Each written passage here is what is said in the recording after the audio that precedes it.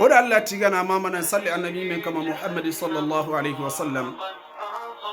risala kebe ga katta sasa suruben ugar ni ketterin kana katta atun do islamin le mun chuwa sasa khire ya gima misdum chokkenga ado kharam kompon tekkenga ado dagaranu benu islamin menyi dan benu ugan kwantona menyi kuno go yihoga be su tekkenga yala misdenga tere ma kharam kompon ga tere ko memmi mu'minagu maslamagu ado Allah na do kamanen na gundo be gano yala kempo la kentere ba virus corona Allah subhanahu wa ta'ala kenyo da safaringa na safarin nyankani nyenya gen kamma kaslamin nyimenda du tampinda murunde corona nduru to na meki dun ta ko wakati Qur'an virus corona kebe wa kanne sasa surtout silami anke mbega iti murni anga dangi Qur'an Allah ntaka ite wala nandangi Qur'an no kam fi yawmika min Qur'an wa kam laka min wird al-Qur'an qarin halaka bil Qur'an wanzur halaka min duni ibendi kamantuna batu kenyanda fokita kitana jamon chudangi kunchuma kenkita amuru inantiga inatanda fokita kitana jamon chuna na tedangala gara kon Allah do yakoga salloga sumada odo sara na be suwaga do sara dinada ibe sun tigi dina ngana Allah nyagida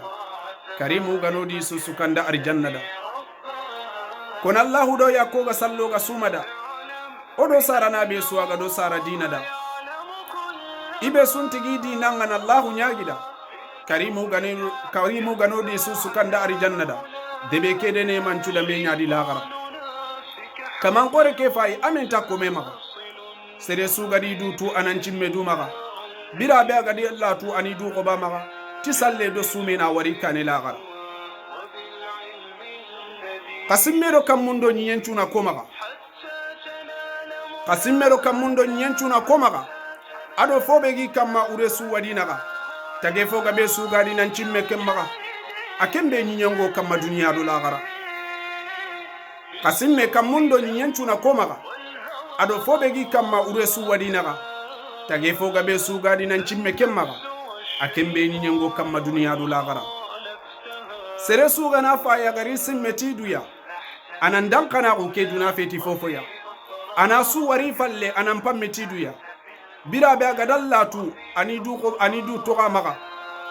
bira be ga nallatu anan bira be ga na tubi anan tuge tallai qoron tuge mona khairi nyokane lagara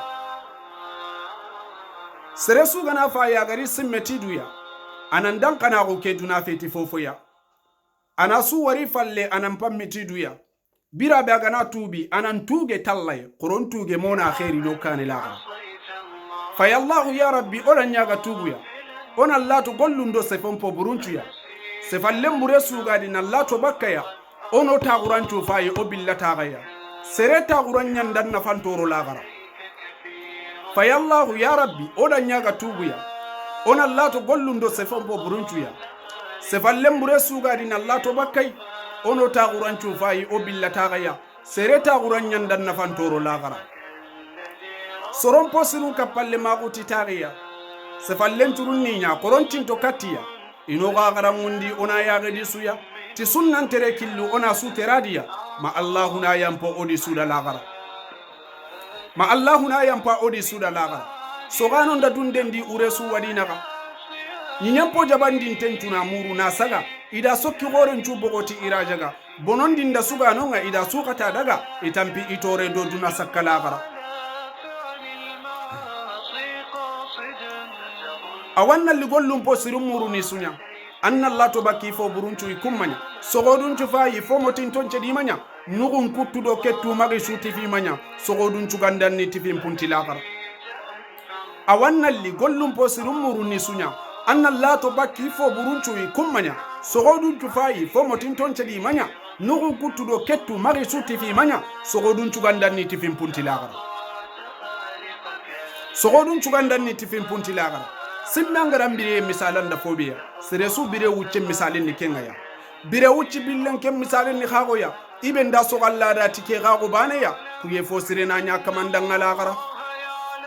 simmangara bire misalan da fobiya sere su bire wucce misalin ni kengaya bire wucce gillen ken misalin ni khagoya iben da so Allah da tike ga gubane ya kuye fo sirena nya kamandanga lagara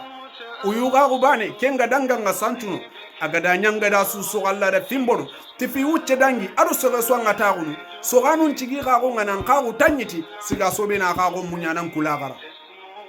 siga so be na ka go munyanan kulagara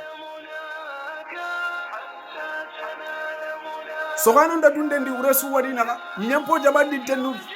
jabandi tencuna muru na saga ida sokki gore ncu bogoti irajaga bonon dinda sugano nga ida sukata daga itampi itore do duna sakala kun Allah ko goronya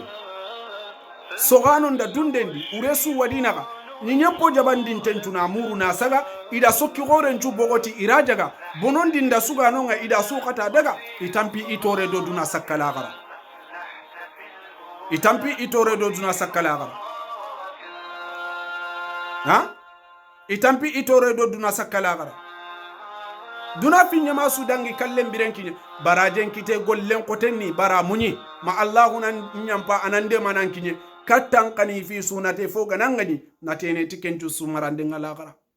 duna fi nyama su dangi kallem birenki barajen kite gollen kotenni bara munyi ma Allahu na yampa anande manankinye kattan kani fi sunate fo ganangani natene tikentu sumarande ngalagara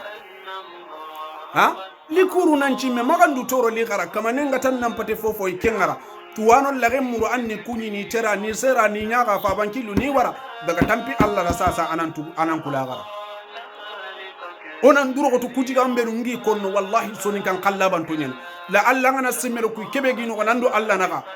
mani gana njarna sasa kundu aya gani astaghfirullah